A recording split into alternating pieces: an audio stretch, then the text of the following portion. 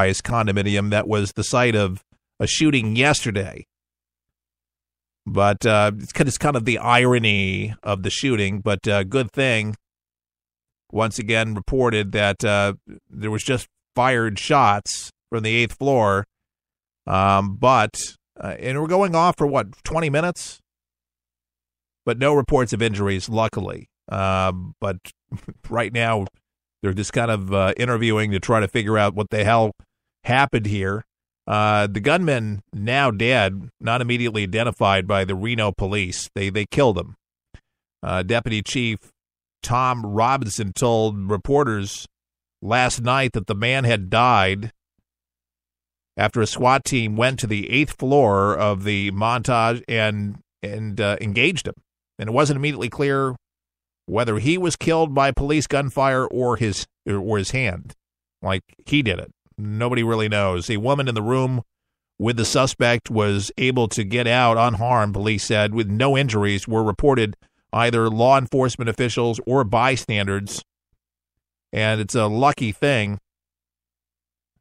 because, when you're spraying bullets, just like Stephen Paddock sprayed bullets down from his hotel room, killed 58 people in October, if you can remember that. But he had previously owned a unit in that same Reno high-rise condominium that was the siting of last night's shooting. Just the irony and the whole thing. And as reported, by the way, on the first hour, we're just breathing a sigh of relief here in the Tampa Bay area today because the Seminole Heights serial killer has been apprehended, and thanks to a smart McDonald's employee and the Tampa PD, this gunman, 24 years old, decided to give his handgun over because he wanted to cash a check at an A.M. Scott. And when he came back, police were waiting for him. The employees at McDonald's called the police department, found the Glock in the bag. They looked at the bag and wanted to take a look at it. What it was a gun. And they found his car, bloody clothes, and the gun linked to the murders. And they finally got him. Motive unclear, just like Stephen Paddock. Of course, I'm thinking a motive will be a lot more easier to find out. This guy seems a little less complicated than Stephen Paddock, that's for sure. But nevertheless, 4 people died, and the families are most certainly wanting some answers as to why a young man of 24 years, or anybody at that, would do something that heinous to their loved ones. It never really does make sense. Here's a guy who is getting 1,000 years in prison because he liked to abuse young girls. He's from Texas. Sad to say. A lot of good people in Texas, but a Texas man been sentenced to more than 1,000 years in prison after his conviction in the sexual abuse of 2 young girls. 2 of them. Gets 1,000 years. Prosecutors there, Robert Benjamin Franks, 39, of San Marcos, repeatedly abused the girls, ages 9 and 10, who were related to him, according to Austin Fox's affiliate 7. That's his name, Robert Benjamin Franks. Franks on Monday was slapped with 2 life sentences as well as an additional 1,000 years for continuous sexual abuse, aggravated sexual assault of a child, and indecency with a child. Authorities first learned of Frank's behavior in 2016 after the 9-year-old told her dad that Franks had been doing disgusting things to her. The 10-year-old initially denied any wrongdoing by Franks, but later claimed he had abused her for years. Both girls testified in court, which Hays County Criminal District Attorney Wes Mio said sent a message to the jury and other offenders. It does send a message to not expect leniency if you commit these kinds of crimes, Mahood told Fox 7, adding that child abusers often get minimal sentencing. You know why? Because you get liberal judges. I hope it tells the offenders this is not a risk you want to take. Franks was also ordered to pay $93,000 in fines according to the Express News reporting agency. Interesting. Well, if he goes to jail, unless he has assets equaling $93,000, I don't think he's going to be able to. He's got 1,000 years. So I guess he can work in the prison, make some kind of money. Maybe they make license plates. It gets 23 cents an hour. I guess that check will just, Don't know if the guy's got assets or not, but that is disgusting, and it's on the rise, and just something to be reminded of. This stuff happens in families, and sometimes the best of families. You can never be too careful with your grandkids. People in your family, you would just least you wouldn't expect it. That's why I like security cameras. If you're trusting your kids to somebody else that's just not, you're not mom, you're not dad, have some wireless cameras. You can, and a lot of them you don't even know they're there. They sell them.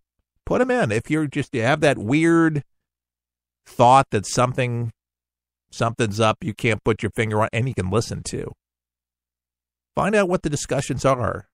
Find out what's going on when you're not there. Just a little tip here from For the People. May not be a bad idea. These days, folks, you can never be too careful. And you would think, not in my family. Don't say that. They may not be you. You may not do that. Not to say somebody else wouldn't. Thank God I don't know anybody in my family, extended family, that I know that has been ever convicted of doing anything like that, and I thank God for that. And that's a blessing. But there are families that you read about, and they're always surprised. Like, we would never have thought he was a parishioner. He was this, he was that. And it's just, again, look out for your loved ones, especially those little kiddos. You got to protect them, because if you don't, nobody else will. ESPN laying off more people, this time 150 people. Latest rounds of cuts, as reported now by the Associated Press at Sports Broadcasting Network. President John Skipper announced it today in the morning. The network will be terminating approximately 150 employees, bringing that number of employees the network has let go in 2017 about 250. Now, of the latest rounds of layoffs, Skipper stated, "We appreciate their contributions and will assist them as much as possible in the difficult moments with severance in 2017 bonuses, the continuation of health benefits, and outplacement services." The employer is apologizing, saying, "I'm sorry, I know this is a tough time."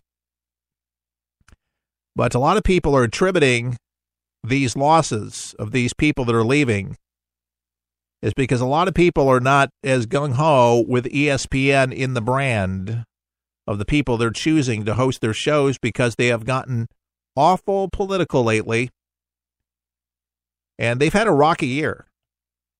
You know, the network came under fire in August after they pulled the announcer from a college football game named Robert Lee. Remember? Because his name is similar to that of a Confederate. Remember Robert E. Lee? So dumb. I mean, so stupid. I mean, this is the climate, folks, that we live in our country. This is the crap that we have to listen to and watch. It's no wonder they're losing advertisers. Yes, they're losing viewers. The ratings are down. The network also faced heat after suspending Jameel Hill in October after she violated the social media's guidelines twice for calling on Twitter for people to boycott advertisers over the NFL protests and for calling President Trump a white supremacist. There's a lot of Trump voters that watch ESPN.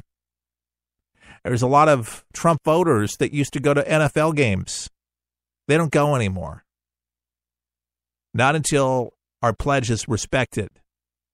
Not until the president's disrespected on the air. Listen, it happens enough on late night TV. It happens enough around this country every single day. We don't need more of it. And certainly when you tune in to get a sports report, to get scores, stats, the happenings of what went wrong, what's anticipated, who's got an injury, whatever it is, we don't want politics mixed with sports. Think about it. People don't want it. They don't ask for it. It would be like giving a weather report and then injecting your political views into the weather report. Luckily, the Weather Channel doesn't go there. But if it did, they would be losing viewership too. They've done this to themselves, and they've shot themselves in the foot. And that's my takeaway from that. An illegal immigrant charged with a DUI. Here's another one. Another reason to build that wall. Jose Victor Sanchez, accused of running a red light and ramming another vehicle into a deadly inferno. November 23rd incident, was arrested and charged with manslaughter, aggravated assault with a deadly weapon, and resisting arrest. All of these things. Fox 4 Dallas reported. Shapiro Sanchez was placed on an immigration detainer on Friday after he was arrested. U.S. Immigration and Customs Enforcement said in a statement to Fox News on Tuesday, Shapiro Sanchez was previously caught illegally entering the U.S. in 1998 from Mexico and returned voluntarily the same day. You see how the politics works, folks? He came back the next day. That's why it hasn't worked to America's advantage. It's worked for Mexicans that are illegal. It's worked for the Mexicans that are profiting from the drugs. But more and more Americans are getting killed because of illegals. We didn't say legals, illegals. We didn't say immigrants. We said illegals with pasts, criminal backgrounds that are deplorable. These are the bad hombres.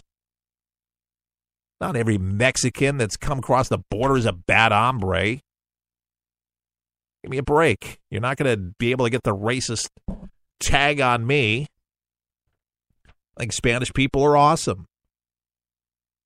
But we got to protect our borders and, more importantly, our people. That's why we have to have borders. Every country has one. Why is it such a surprise that we want to protect our people here?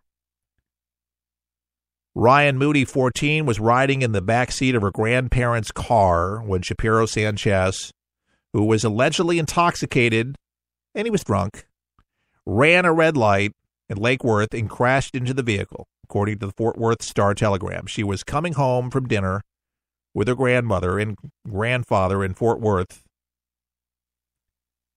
where Kalen Johnson's Moody's stepfather told the news site the driver was going 68 miles per hour in a 40 and T-boned the car. Moody died from injuries she sustained from the crash. Her grandparents also hurt, though it's unclear the extent of their injuries. He rolled up the window on officers and wouldn't get out of the vehicle.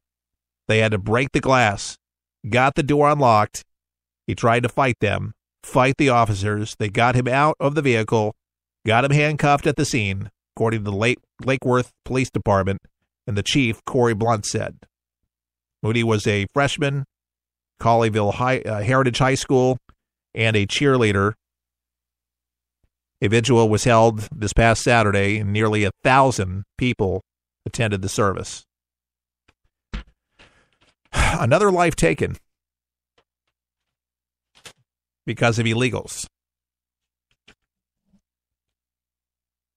Unbelievable, ladies and gentlemen, the country that we live, and that we have these leftist, activist judges and mayors of our cities across our country allowing these things to take place and allowing those to be harbored in these sanctuary cities.